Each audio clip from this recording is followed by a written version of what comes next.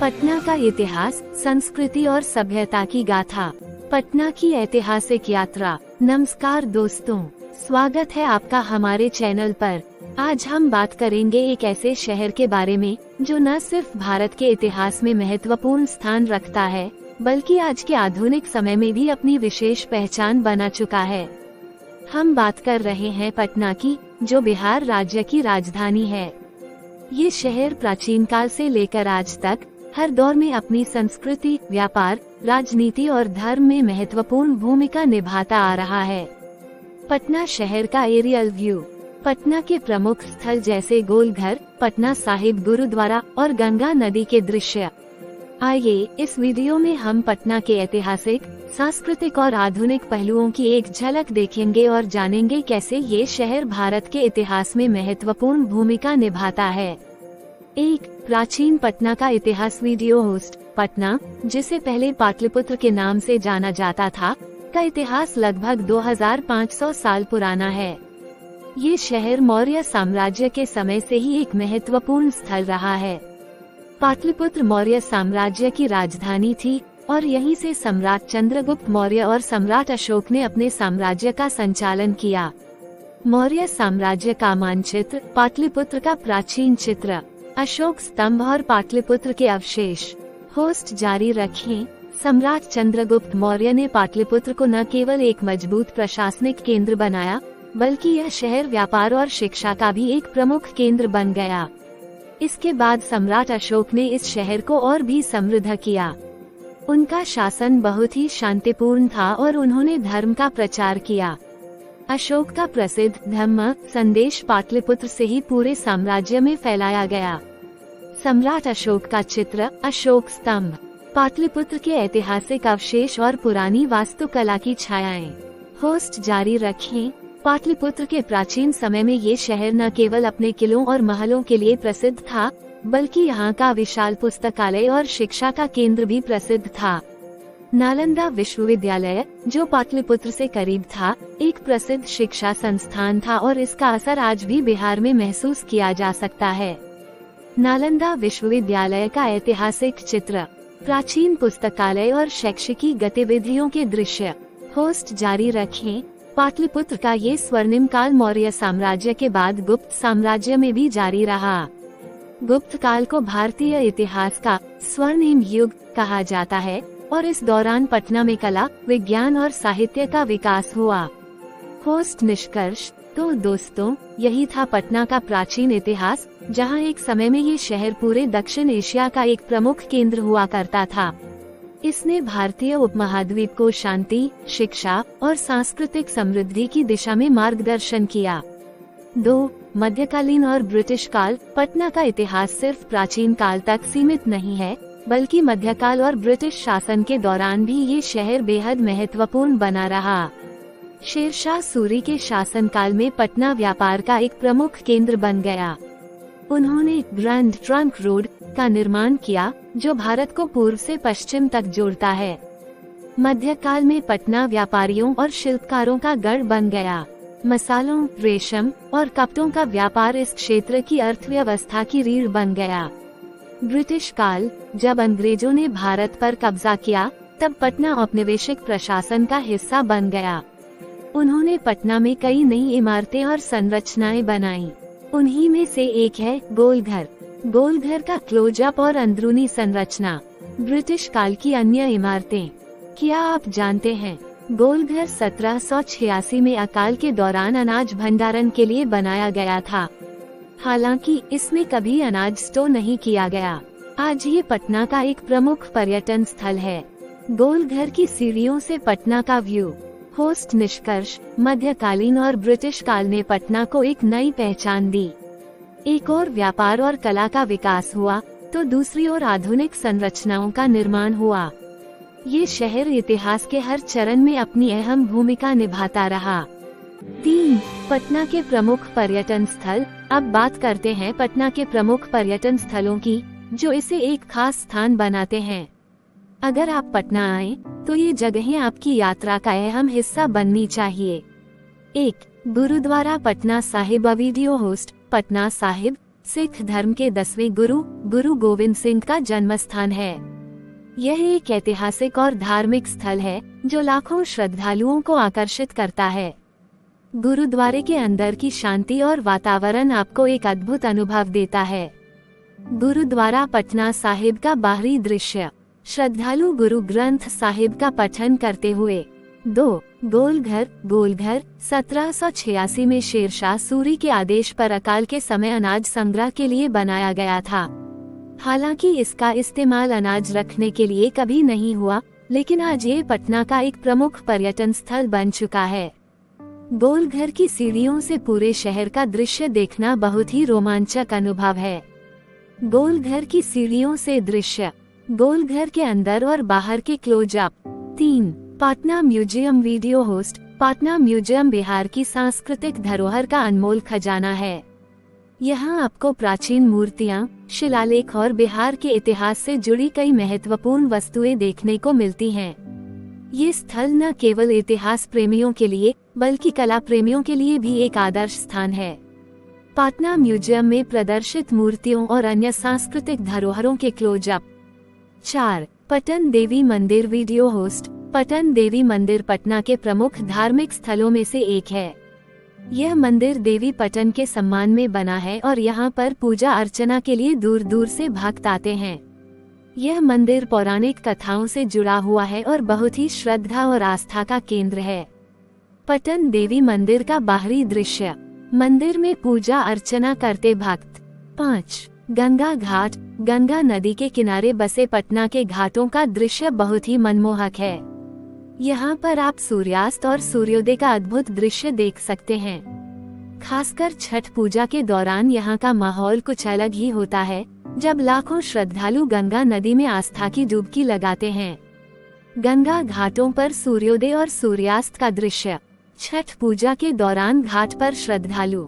6 हिंदू विश्वविद्यालय और विद्यासागर प्रतिमा। पटना विश्वविद्यालय शिक्षा का प्रमुख केंद्र है और यहीं पास में स्थित है विद्यासागर प्रतिमा, जो भारतीय संस्कृति और शिक्षा का प्रतीक है। ये प्रतिमा और विश्वविद्यालय क्षेत्र में शिक्षा का महत्व बताते हैं और यहाँ का माहौल बहुत प्रेरणादायक है। पटना विश्वविद्यालय के दृश्य। विद्यासागर प्रतिमा का क्लोजअप। निष्कर्ष। तो दोस्तों, ये थे पटना के प्रमुख पर्यटन स्थल, जो न सिर्फ ऐतिहासिक और धार्मिक महत्व रखते हैं, बल्कि यहाँ की संस्कृति और परंपरा से भी गहरे जुड़े हुए हैं। पटना की यह यात्रा निश्चित रूप से आपको एक अद्वितीय अनुभव देगी। 4 पटना की संस्कृति और त्योहार। पटना न केवल ऐतिहासिक स्थल के लिए प्रसिद्ध है, बल्कि इसकी संस्कृति और त्योहारों ने भी इसे एक विशिष्ट पहचान दिलाई है। यहाँ की संस्कृति बहुत विविधतापूर्ण है, जिसमें विभिन्न धार्मिक और सांस्कृतिक गतिविधियाँ देखने को मिलती हैं। आइए जानते हैं पटना की कुछ प्रमुख सांस्कृतिक विशेषताओं और त्योहारों के बारे में। 1 छठ पूजा। पटना में सबसे प्रसिद्ध और भव्य त्योहारों में से एक है छठ पूजा। ये पूजा विशेष रूप से बिहार, उत्तर प्रदेश और नेपाल में मनाई जाती है और पटना इसका प्रमुख केंद्र बन चुका है। इस त्योहार में लोग गंगा नदी के किनारे सूर्य देव की पूजा करते हैं और हजारों लोग एक साथ नदी में स्नान करते हैं।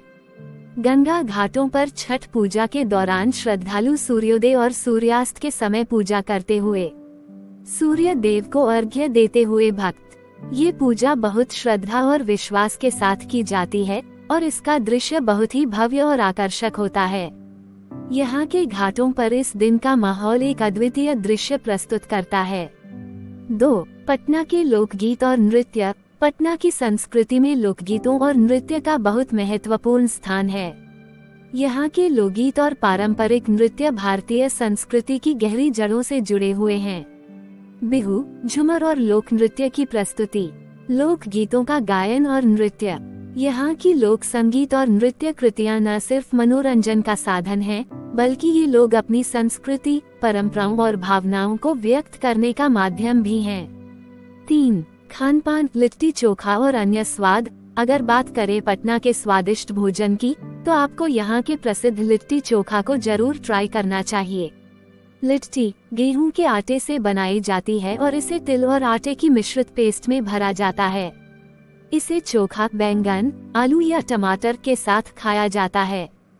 यह एक पारंपरिक बिहारी व्यंजन है जो पटना के हर कोने में उपलब्ध होता है। लिट्टी चोखा बनते हुए और इसे खाते हुए लोग अन्य बिहारी खाद्य पदार्थ जैसे ठेकुआ, सत्तू और मांसाहारी व्यंजन। लिट्टी चोखा के अलावा ठेकुआ, सत्तू और मीठे पकवान भी पटना के स्वाद का हिस्सा हैं। यहाँ का खानपान एक अद्वितीय अनुभव देता है जो आपको कहीं और नहीं मिलेगा। 4. धार्मिक विविधता और सांस्कृतिक समागम। पटना न केवल हिंदू धर्म का केंद्र है, बल्कि यहाँ के मुस्लिम, सिख और ईसाई समुदायों की भी गहरी जड़ें हैं। विभिन्न धार्मिक स्थल और उनके साथ जुड़ी परंपराएं पटना को एक सांस्कृतिक मिश्रण बनाती हैं। हिंदू मंदिरों, गुरुद्वारों, मस्जिदों और चर्चों के दृश्य, विभिन्न धार्मिक उत्सवों का संक्षिप्त अवलोकन। यहाँ के लोग विभिन्न धर्मों और संस्कृतियों के बीच सामंजस्यपूर्ण रूप से रहते हैं और यही बात पटना की संस्कृति को खास बनाती है। तो दोस्तों, पटना की संस्कृति और त्योहार न सिर्फ यहाँ के निवासियों की पहचान है, बल्कि यह इसे एक अनोखा और जीवंत शहर बनाते हैं। यहाँ की धार्मिक विविधता, लोक कला और स्वादिष्ट भोजन हर किसी को अपनी ओर आकर्षित करते हैं। यदि आप कभी पटना आएं, तो इन सांस्कृतिक अनुभवों को जरूर महसूस करें। पटना के विभिन्न त्योहारों, लोक नृत्य और खाने के दृश्य एक साथ। 5. पटना की आधुनिकता और विकास। अब बात करते हैं पटना की आधुनिकता और विकास के बारे में। वर्षों से ये शहर इतिहास और संस्कृति के केंद्र के रूप में जाना जाता रहा है, लेकिन अब यह एक तेजी से विकसित होता हुआ आधुनिक शहर भी बन चुका है। 1. शहरीकरण और इंफ्रास्ट्रक्चर का विकास। पटना में हाल के वर्षों में बड़े पैमाने पर शहरीकरण और इंफ्रास्ट्रक्चर का विकास हुआ है। नए आवासीय इलाके, बड़े मॉल, शॉपिंग सेंटर्स और बुटीक होटल पटना के तेजी से बढ़ते आधुनिक रूप को दर्शाते हैं। इसके अलावा पटना मेट्रो परियोजना भी शहर के विकास को एक नई दिशा देगी। पटना के नए मॉल और शॉपिंग सेंटर्स के दृश्य, पटना मेट्रो के निर्माण कार्य और योजना का दृश्य। इस शहरीकरण से न सिर्फ शहर की आर्थिक स्थिति मजबूत हुई है, बल्कि रोजगार के भी नए अवसर खुले हैं, जिससे यहाँ के निवासियों को बेहतर जीवन शैली मिल रही है। 2. शिक्षा और चिकित्सा क्षेत्र का विकास। पटना अब शिक्षा और चिकित्सा के क्षेत्र में भी काफी तरक्की कर चुका है। यहाँ के प्रमुख संस्थान जैसे पटना विश्वविद्यालय, NIT पटना और नालंदा विश्वविद्यालय शिक्षा के क्षेत्र में पटना को एक अग्रणी स्थान दिला रहे हैं। वहीं अस्पतालों और स्वास्थ्य सुविधाओं का भी विस्तार हुआ है। पटना विश्वविद्यालय और NIT पटना के कैंपस के दृश्य, पटना के प्रमुख अस्पताल और स्वास्थ्य सेवाएं। यहाँ के शिक्षण संस्थान और अस्पताल इस बात को साबित करते हैं कि पटना में शिक्षा और चिकित्सा के क्षेत्र में आधुनिकता के साथ साथ गुणवत्तापूर्ण सेवाएं भी उपलब्ध हैं। 3. व्यापार और व्यापारिक अवसर। पटना के व्यापारिक क्षेत्र में भी लगातार वृद्धि हो रही है। यहाँ के कई उद्योग जैसे सुथनी, सीमेंट, निर्माण सामग्री और खाद्य प्रसंस्करण उद्योग पटना को एक व्यापारिक केंद्र बना रहे हैं।